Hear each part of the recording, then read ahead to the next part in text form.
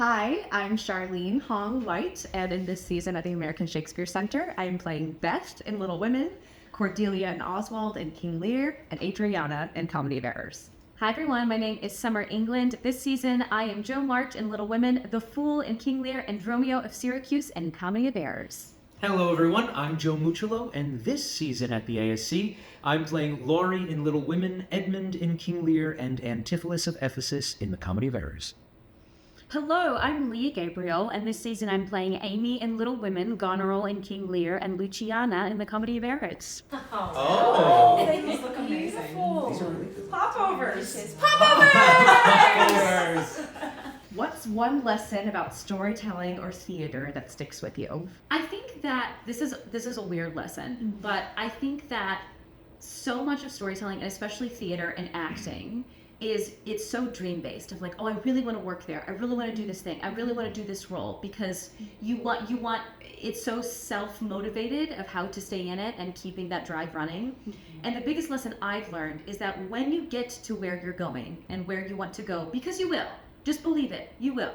You know what I mean? If you work hard enough and you're talented and you've got it, to be grateful and like really take seriously that practice of gratitude of where you're at, because one day your dreams become your daily, which is what you want, but it's so easy to forget that there was a version of yourself that wanted so badly to be where you're clocking in and out every day. And that kind of helps me stay in this constant practice of storytelling and theater and going out in front of, hundreds of people per week. Because sometimes you don't want to, but there was a version of me that told myself, if I could just do that, I will have made my life. I think something here at ASC that I've learned about storytelling is simple is effective. So we don't have fancy effects, we don't have sets, we have universal lighting. So we have very few technical elements to help us tell the story. So it is humans in space, it is our voices, it is our movement, and some very simple props that help us tell the story. And I think Little Women is actually a really great example of very simple yet very theatrical and effective storytelling. I think one of the most useful things that someone told me was that you have to have a life outside of the art, especially in this art, to be able to experience things on stage. Because so much of my time early on was wanting to be in a studio doing scenes and stuff, and people were like, why don't you go live a life and experience what it is to be a person, not just the ones you're trying to be on stage. So having that balance, which is very difficult a lot of the time, but ensuring that your life doesn't revolve around the stage, otherwise you can't effectively portray life. If you could give one piece of advice to aspiring actors, what would it be? Keep going. Yeah, it's always, you give up on audition number 30 and 31 is the one that you're going to book. Yeah. Yep. It's resilience. Yep. And build a tolerance to rejection and an understanding that is not an indication of your self-worth, and just that you're playing a numbers game a lot of the time. And I would say, too, at the end of the day, yes, we're aiming towards a product. You're trying to put on a show, what have you, but the feelings that you engender in the audience are real, and the way you treat people is real. And I feel like that is such an important part that often gets missed because we're so focused, or we can be so focused on the product. So I would say just taking really seriously those relationships and caring for those and nurturing those like you would be nurturing your character. And I just think that's something that stuck with me. How has working at the ASC influenced your approach to acting? I think it goes back to what Leah said earlier about storytelling simpler is better, or really effective. And I think working here with the lights on and not really a set, it's so pared back that the story itself and has to be really only upheld by what you're doing with your body and your words. And I think that has been a really crucial lesson, and one that I'm really glad, because I started my early career here and advanced within this theater, to be able to go out and be able to carry that, when there's light, set, sound, how do I still bring that element of kind of this campfire, all the lights are on, we're all in this together, to different iterations, whether the lights are on or not. doing Shakespeare anywhere involves communicating directly to the audience. There's a lot of direct address. There is something special about being able to see everyone in the room, because we do a direct address even when we're in a theatre that is using theatrical lighting. It's just that they can see us, but we can't really see them. And in this case, we can, and that shifts things a lot. So you can direct something to one person, you can direct something to an entire room of people, and you can get very instant feedback in a very unique way. I don't know how that's changed me, but it's just a fascinating kind of add-on, I guess. Well, and I think working here specifically, no one is just acting. We're playing music. We're doing, sometimes we're assisting with quick changes. Sometimes we're doing set things. So how has that been, different or informed your acting on stage with how much, you have to do backstage? That's true. I mean, it's more ensemble-y than ever. Yeah, isn't it? Mm-hmm. We really have to take care of each other. We do a lot of different things, and so much of it is that we have to each take our part in order for the whole to work. So it is very much about taking care of our scene partners and our cast members, and all of us really pitching in to make the show come together and work and come alive. And I would say too, I have really loved the integration of music. I don't think I ever realized that as an actor, that being an actor musician would be put into such use at the ASC. And so getting to, I think, exercise and flex that muscle has been just so delightful. And so for sure, that is something that's been very special about working at Blackfriars. It's like, oh wow, getting to do this in a way that I never thought I would get to do is fantastic. Yeah, it's worked. Yes, it is. To draw a card. It says Uno reverse. Draw for, haha. What's your go-to wind down ritual after a long performance? Oh, Joe? my go-to wind down performance. I go to Accordia and drink wine. Hey! Open after the show. Or before. I usually don't have a wind down. Honestly, when the costume is getting peeled off, that's when it's like, cool, this is getting left in the laundry, and I walk out that door and I am a different person again. And that walk back to the apartment, sometimes it's a dark room. Sometimes you walk in the apartment, you leave the lights on, you just sit there for a while. Just have a second. But no, a lot of the times it's you leave it at the door, you walk right out, which I think has to do with that connectedness to the audience, is that there is a level of ourselves that is maintained throughout. So it doesn't feel like it needs to be that big of a shift from character to actor, person outside of this space, at least for me. Yeah, I don't really have necessarily a wind down routine, because I think it also implies that I'm doing something monumental every single time. And just from a sustainability standpoint, I'm not. Like from I'm doing my job and the emotions it takes to do it in the moment.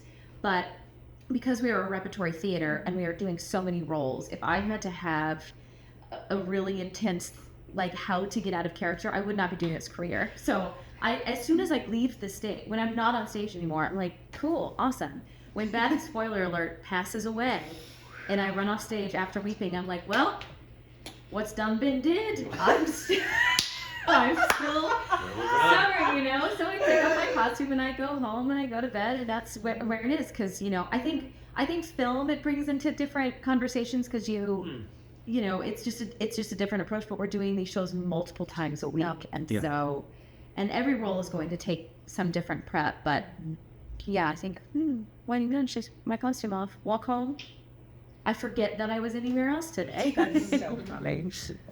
I mean, I think it varies from day to day. I think I'm always one that loves a little conversation after a show, to just kind of, whether it's hanging out in another castmate's apartment and just being like, that was funny today, right? That happened. Remember that? Remember when I forgot a line? Or remember when a thing flew off that wasn't supposed to? That was so funny, right? Or, and just the process, I think, the happening of the day, or I'll call my husband or whatever, just have a little reminder that I'm a person outside of, even if nothing crazy happened that was like deeply emotionally impacting, just to be like, yes, I do have a life outside of this space. Sure.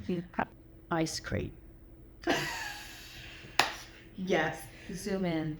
That's so good. All right, here we go. Another question. Are there any similar relationships with different dynamics in the 3 shows? How did you approach these differences and similarities? I mean, you die in 2 of them. I do. I died you have the death 3 trap. times in this season, and I would like to know who saw my headshot and was like, I think it's more, oh, it's so sad. Nobody would care about the rest of us. Yeah, That's what it because they is. saw my headshot and they were like, I mean, tomato. I do think, at least Joe and Beth, and then the Fool and Cordelia have a little bit of a relationship. Yeah, because I think some of the ties are things probably only the actors are going to notice. Maybe if audiences come in for the weekend, they might be like, oh, that actor also played that and they played that. But for the most part, I like keeping the world separate. I don't necessarily enjoy thinking about the similarities. I'm like, I don't need to be thinking about people here and Little Women at the same time. I mean, Russell and I are brothers in both comedy and King Lear, and Chris Seiler is all of our dads or grandfather in everything we do. He is my father twice and my grandfather once. So, yeah, very different dynamics, very different family dynamics there. And then my husband. And then your husband. Dad, husband. and Leah and I play sisters in every single show, sometimes multiple times. We play 4 pairs of sisters in 3 shows. We have pictures to prove it. And in fact, going from my mother to my lover is a great way to just avoid making connections between plays, because that's... That could be in tragedy. Yeah, you know what? We're not making connections anymore. Next question. Do you have any backstage traditions or rituals for each show? Oh, I go through my lines for each show before we do the show. So That's just because we're doing 3 of them, and I need to make sure that I know which one I'm about to walk on stage and do. is that how you know your lines? Who says I know my lines? We all know We all know our lines. lines. Yeah, I mean... Never messed them up. Never once. Perfect. I just roll my shoulders, think about my first line, and then I go out there. Because if I think too much about it, that is when I will start messing up or get anxious that I'm going to. Sure. Go out and peace out, hope for the best. It's good. It's good. It's sweet. Put my costume on. Dude, that's good too. That's a good ritual. I make fun of you. Yes. No, it's great. I do Charlene impressions. It's great. Well, I think part of it is kind of what happens in the dressing room of us just kind of having fun, being ourselves, and poking fun at each other, and that just keeps it light so that we can then go out and sometimes do some really hard stuff. But also, I think there's fun. I always pass Joe at this time when I'm backstage, or I always see you, or then we make eye contact at one point, and there's just things that become part of our tracks, I think, that aren't necessarily written in our tracks. Mhm. When music is happening, for example, on stage, and I happen to be backstage, I'll do a little dance, backstage. It's great footage that just exists in my mind, and nowhere else. B-roll. What'd you say? B-roll in my costume too, And if we don't pass each other at those moments that we usually do, one of us panics. Right. You're like, oh shoot, What happened? Where's Charlene? am I late? I'm late. That's what it is. Have you had any memorable on-stage moments or audience reactions? What about when, do you mind if I Go ahead. Do it. Edmund said, Yeah. what did you say? I say, to both these sisters have I sworn my love. Which of them shall I take? Both, one, or neither? And one of our audience members, a regular, though I won't call him out, yelled out, both, birds of a feather. And I very quickly looked at him and said, don't flock together.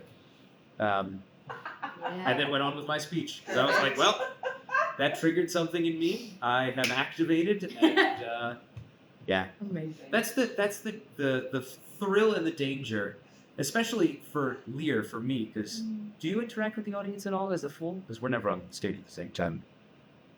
No. So I think I might be the only character in that play that stares right into the I do. audience's eyes. Oh, you do? Yeah. Oh, yeah. Do they ever yell at you? No, because they hate me. Which is such a You're intimidated by your powerful presence. yeah, girl. Yeah, it is. And they love me because, that's You're not real. because I'm not really. But no, that's the risk and the thrill of staring right into audience members' eyes as you soliloquize, is that sometimes they give it right back to you. They love to talk. They do love to talk. We did have a prop break last time, huh? We have a lollipop prop. Oh, what a fun thing. A lollipop prop in Comedy of Errors that slaps one of the antiphali. And I did that, and it snapped right in half, and boy, howdy did I break. My greatest weakness as an actor, which is not the question, is that if anything happens on stage, I am going to laugh. I cannot help it. It's so funny to me. So I think probably my most memorable moment is that I was a dead character in Julius Caesar, and this person was dragging my body away, and he dropped my head on the ground. My head bounced and hit the ground, and he went, ooh, in the middle of a really intense scene, and I, as a deceased body, was like, and I tried to pass it off as rigor mortis. I laughed so hard, and a miracle I remembered it because I bounced like a basketball on that wood stage. Original practices. Original practices. I mean, do with the lights on, and my lights were out. So That's why I cannot look at you, because I will start laughing because it's infectious. And it's in the best way. I'm like, oh my goodness, that's so funny.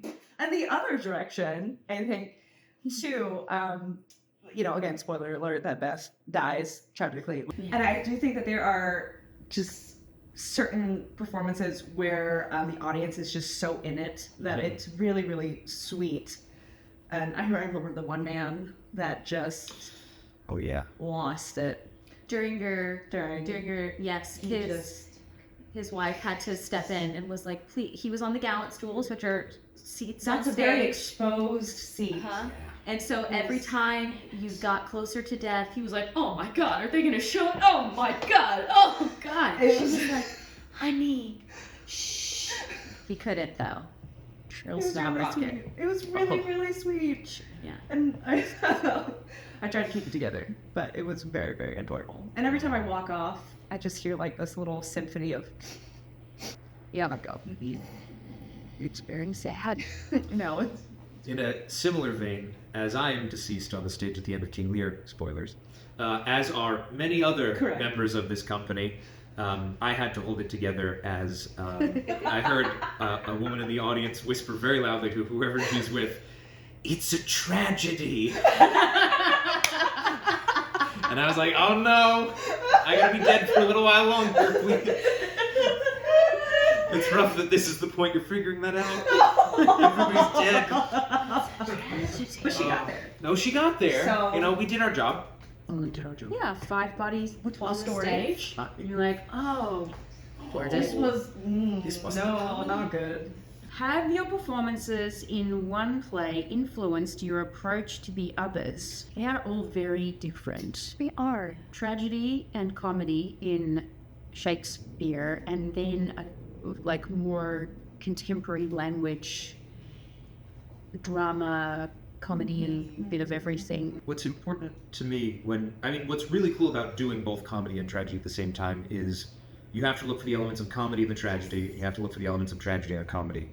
And doing one of each at the same time helps my brain exist in both of those spaces, for the major part, and then find the kind of threads that you can weave in so that it is not, you're not pounded with the tragedy, and you're not forgetting the stakes of the comedy. Ooh, no. Good answer. Hey, To piggyback on that. please. I'd like to agree with everything Joe said. That's I a know, it's really, fine. really good answer. I'm like, that's good. All right. Cut print. Which of your characters has been the most rewarding to play and why? Jamarch, for sure. Yeah, I mean, she was my favorite character as I was a little kid, which it's not because she was the main character, it's because all of my failures and her failures, it's just a circle of a Venn diagram. So it's been really nice to play her, and to be also the process of it, because it was adapted for this stage and for this number of actors by Erin Riley.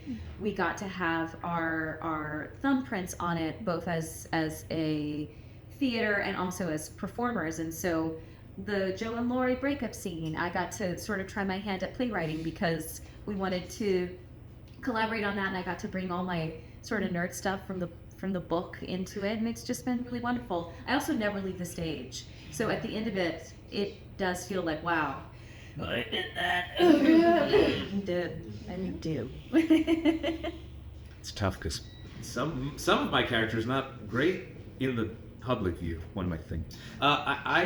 Edmund is really fun because after that first big chunk where I'm out there talking to the audience about how unfair the circumstances are, every so often as I'm walking off stage, there are people nodding and going, and they're agreeing with me, and I'm like, I'm going to do some really awful things, but you're on my side right now.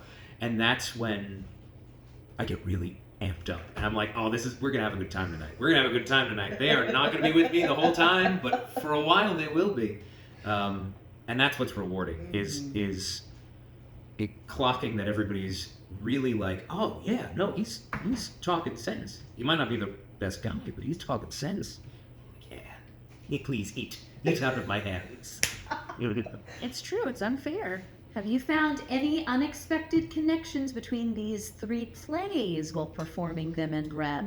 They're a little different. I have unexpected connections backstage. I feel like we've had this where we have the same track backstage, but for different plays. Yeah. And there was one day where you were like, which one are we doing? Yeah. Which are we in Little Women or in King Lear right now? Which is weird because we should not get those mixed up, but the entrances are exactly the same. And it's like, hi, I do this entrance with you. Oh, right.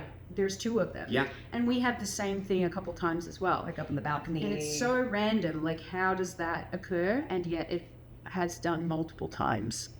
I find it in music, I'll be playing something and then realize, oh, this is the exact same chord progression as this other song, and now I'm not sure what comes next. So I'm hoping, and my muscles also don't, because they're like, I mean, we can play another song.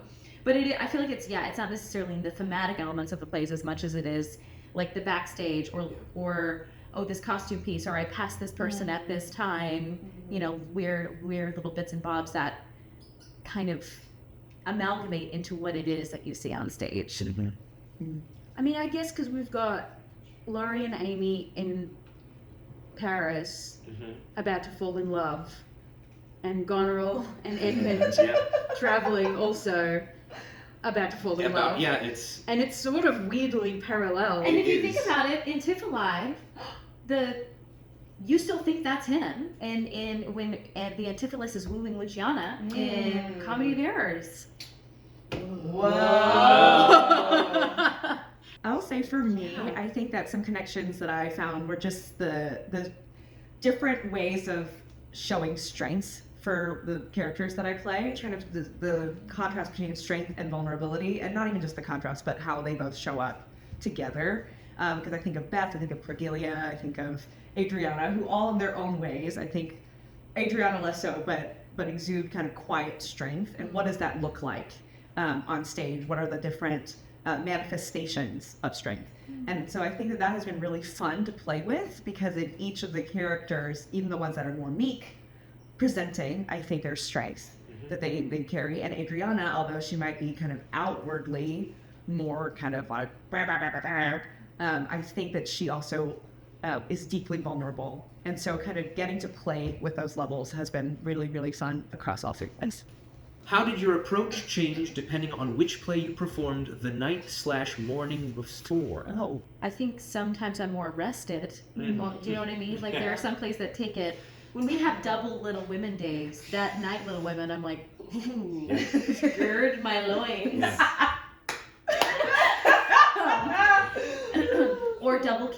days or because that's a long show. Yeah. Well, we just did a double comedy day yesterday. By the end of the night, I was like, 2 short shows. Which was essentially a triple comedy because we did 2 yesterday and then 1 this morning. Uh-huh. Oh, They're 3. just Yeah. rapid fire comedies. Yeah. Yeah, anything after Lear is tough. Because then I go into that second show and I'm like, I'm already sweaty. This is gross. Yeah, what it really is which show messes up your shower schedule? Okay, that's so good. Because that's the question.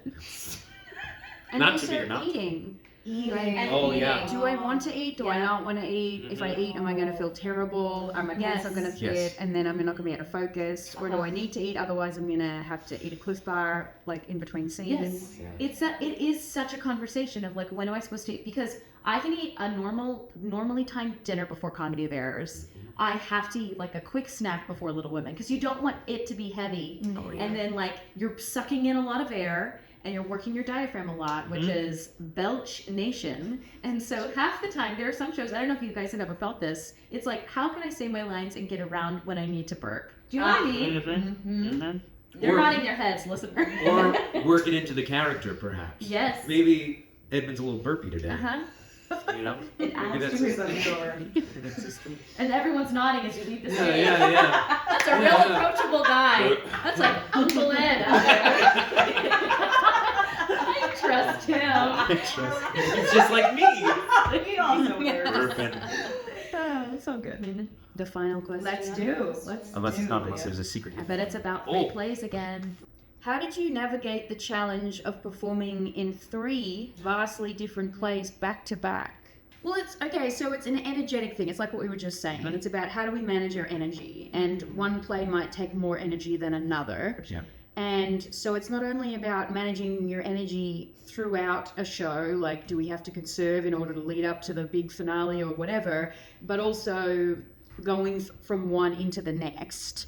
How do you turn it on and be really present, but also when you're not on stage, conserve that energy? Sometimes, I mean, I feel like there is some sort of similarity to sports in a way of like managing the output and then having the downtime and making sure the downtime is reserving energy so that we can kind of make the, sprint or marathon, whatever it is, however you kind of need to put that back out again.